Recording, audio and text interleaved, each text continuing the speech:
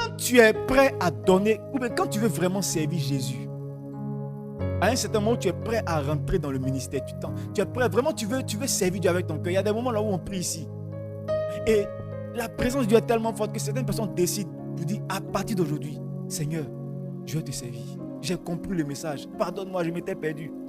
Quand tu finis de prendre de telles résolutions, la première personne que tu vas croiser sur ton chemin, c'est Satan. Quand Jésus était prêt à rentrer dans son ministère, il est allé jeûner pendant 40 jours. Quand il est sorti de ces 40 jours de jeûne, il a fini ces 40 jours de jeûne, où il voulait aller commencer le ministère, la première entité qu'il a croisée dans le désert, c'était Satan. Satan est venu lui faire de belles propositions. De très belles propositions. Ne croyez pas que quand on dit Satan attaque, il va venir te dire hey, écoute, je suis venu te tuer. Mais j'ai envoyé quelqu'un pour te détruire. Non. Satan est plus rusé que ça. Il a dit à Jésus-Christ, tu sors d'un 40 jours de jeûne, tu as faim. C'est pas normal. Quelqu'un qui a jeûné 40 jours, il a faim ou n'a pas faim? Il a faim, même si c'est le Fils de Dieu. Il a faim. Donc Jésus avait faim. Satan lui a dit, tu es le Fils de Dieu.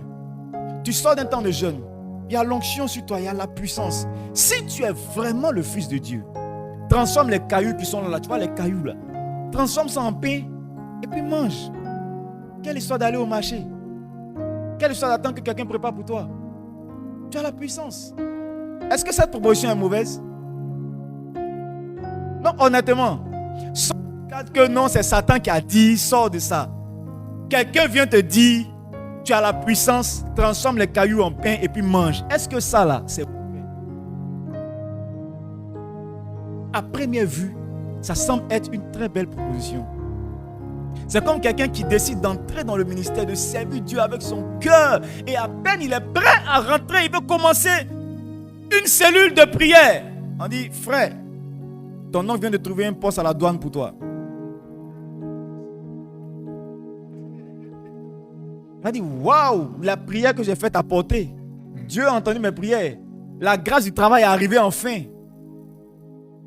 La grâce du travail est enfin arrivée.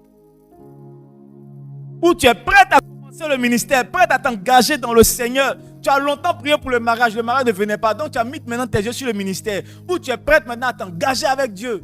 Il y a un Mauritanien chinois qui sort de là-bas. Ma soeur, tu es jolie, je veux te marier. C'est fini, tes idées sont parties ailleurs. La proposition n'est pas mauvaise, mais elle t'enlève des plans de Dieu. Voilà comment Satan travaille. Tu vois? Donc quand Satan a attaqué Jésus, Jésus n'a pas commencé à dire, je te lis, je te coupe, je te tape, je te purige, sors, sors. Non. Ce n'est pas affaire de sors, sors. Jésus a dit, monsieur, il est écrit que l'homme ne vivra pas seulement de pain. Parce que Satan a vu derrière, il y avait une attaque derrière, parce que lui-même, il était vraiment chargé. Il était chargé de la parole. Donc, il a répliqué par la parole. S'il n'y a pas de parole en toi, tu vas tomber où? Ce n'est pas affaire de j'aime Dieu. Oui, nous tous on sait que tu aimes Dieu, mais il y a quelle parole en toi?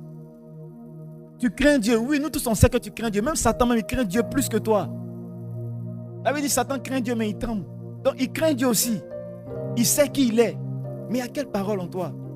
Si Satan se permet d'aller tenter Jésus, c'est parce qu'il y a la parole, il y a une certaine dimension de parole en lui. C'est pourquoi il a le courage d'aller devant le Fils de Dieu pour lui dire, il est écrit, saute du haut du temple, car il est écrit que les anges te porteront de peur que tes pieds ne heurtent contre une pierre. Ça là, c'est écrit dans la Bible. Satan a pris ça pour enseigner Jésus, pour le tenter. Jésus a dit, oui, c'est vrai, il est écrit, mais il est aussi écrit que tu ne tenteras pas l'Éternel ton Dieu. Quand j'écoute les réponses de Jésus, j'ai la chair de poulet de moi. Le gars, il est intelligent. Il voit clair. Il voit les attaques. Il y a quelle parole en toi? Les amis, les attaques de Satan sont subtiles pour te faire rétrograder.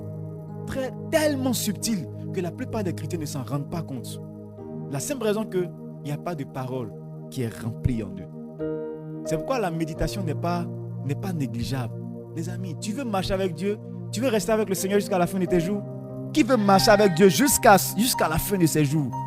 Alléluia. Si tu n'es pas rempli de la parole de Dieu, un matin viendra où tu sortiras. Par plusieurs circonstances. Ça peut être même, un pasteur va venir, il va prendre un passage biblique et il va renverser ça et puis mélanger ta vie. Je connais des gens que des pasteurs ont utilisé. Ils ont exploité parce qu'ils ne connaissaient pas la parole. Et non, c'est écrit dans la Bible que la Bible a dit ça, mais eux-mêmes là, ils ne connaissent pas. Donc ils ne peuvent pas aller vérifier pour savoir ce que la Bible a dit réellement. Et finalement, ces personnes ont été tellement exploitées que finalement on dit, bon écoute, dans l'église là, on est dedans, on ne voit rien, on n'avance pas, on souffre seulement. Donc affaire de Dieu là, c'est bon. Moi, j'aime me chercher dans la vie. Mais tu as retrouvé. Dans tous les cas, il faut regarder. Quelle que soit la raison. Mais tu as regardé pourquoi? Parce que tu ne savais pas toi-même ce qui était écrit dans la parole. Qu'est-ce qui a rempli ta vie? Alléluia. C'est pourquoi ma prière, c'est qu'à partir de cette saison, tu remplisses ta vie des choses de Dieu.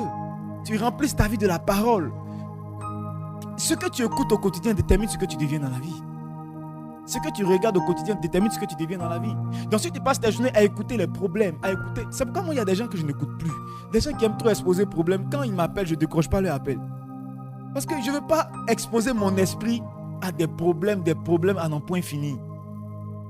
Problèmes de famille, problèmes de travail, problème de ça, problème de ça, problème de ça. Ça remplit ton esprit. Donc dès que tu ouvres la bouche, hey, la vie est dure. Hey, nous là, on fait comment? C'est-à-dire, tu es toujours dans des problèmes. Que Dieu t'en délivre au nom de Jésus.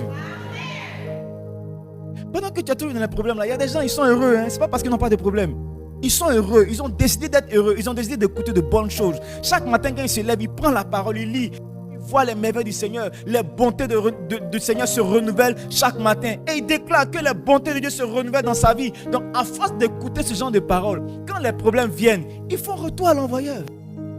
Parce qu'ils sont chargés de la parole de Dieu. À partir de ce jour, décide d'être rempli de la parole de Dieu au nom de Jésus-Christ.